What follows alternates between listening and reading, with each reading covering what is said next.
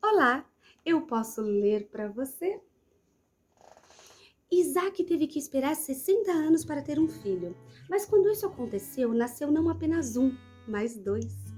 Foi certamente um dia muito alegre para as pessoas que ali viviam. Não se falava noutra coisa a não ser nos gêmeos Esaú e Jacó. Todos gostavam de contar que Jacó tinha nascido em último lugar, mas que veio com a mão agarrada no calcanhar do irmão. Para compreendermos bem essa história, temos que recordar que naquele tempo, o primeiro filho do sexo masculino que nascia era o herdeiro de todos os bens da família. Possuía o direito de primogenitura. Nesse caso, esse direito pertencia a Esaú, pois ele nascera antes do irmão. De fato, era muito importante ser o primogênito em qualquer família. Ser o primogênito filho de Isaac era muito mais. Esse rapaz iria herdar a fortuna do pai e usufruir das bênçãos que Deus prometera a Abraão. Isso também requeria que o primogênito tivesse um comportamento de acordo com a responsabilidade. Mas, nesse caso, Esaú não dava valor nenhum a isso. Ele gostava era de andar pelos campos e florestas caçando com um arco e flecha e nada mais lhe interessava. Jacó era diferente. Ele ficava em casa, perto da mãe, que lhe contava histórias sobre a família, sobre Deus e aprendia coisas muito importantes para a vida. A mãe lhe contou que quando estava grávida, o Senhor lhe havia dito que um dos filhos seria mais forte e que o mais velho teria que se submeter ao mais novo. Eles foram crescendo e como Esaú raramente estava em casa, a mãe passou a apreciar mais a Jacó. Os gêmeos eram praticamente como dois estranhos. Certo dia, Esaú voltou faminto do campo. Jacó estava cozinhando umas lentilhas muito cheirosas e apetitosas.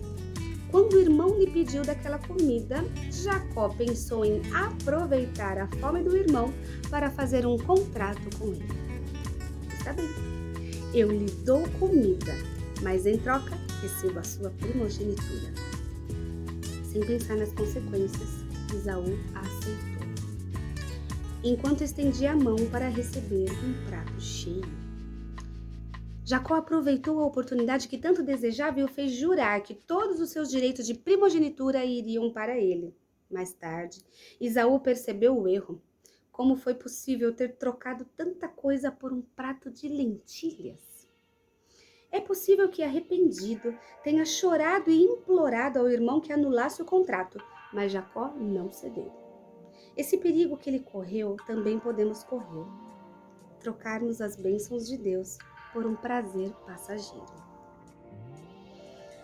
Esaú não perdoou o irmão pelo modo como se apoderou do seu direito à primogenitura.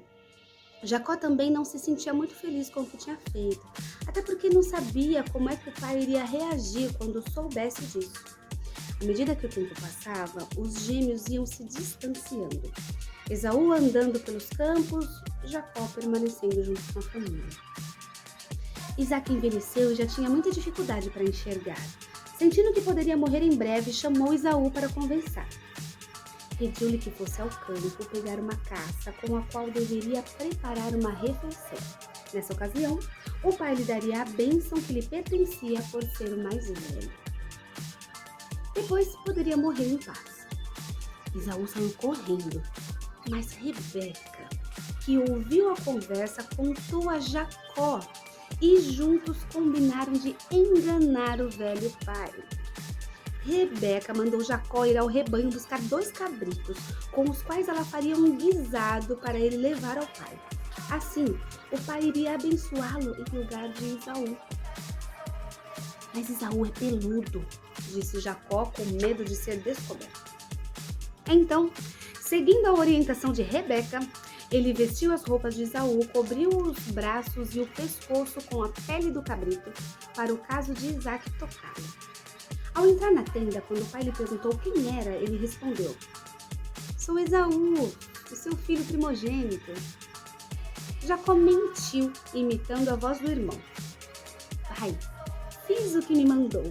Pode comer e depois me abençoar." "Como você achou a caça tão depressa?" perguntou Isaac desconfiado. "Ah, o Senhor colocou no meu caminho", respondeu Jacó, envolvendo Deus na mentira. Isaac sentia que havia qualquer coisa estranha e pediu: deixe-me tocá-lo, para ter certeza de que é Esaú. A voz é de Jacó, mas as mãos parecem de Esaú. Você é mesmo Esaú? A primeira mentira leva sempre a uma série de outras mentiras. Sou sim, meu pai. Depois Isaac comeu a refeição e o abençoou, dizendo: que muitos povos venham a servi-lo e o honrem. Assim que saiu, Jacó tirou o disfarce. Sem querer imaginar o que já tinha acontecido, Esaú preparou a comida e foi encontrar-se com o pai. Quem é você? Perguntou o pai com voz desgostosa. Esaú ficou intrigado. Então o pai não conhecia? Sou Esaú, seu filho primogênito. Então, quem é que esteve aqui e me trouxe a refeição que pedi? Eu o abençoei. Desolado, Esaú caiu de joelhos e começou a suplicar: por favor, pai, abençoe-me também.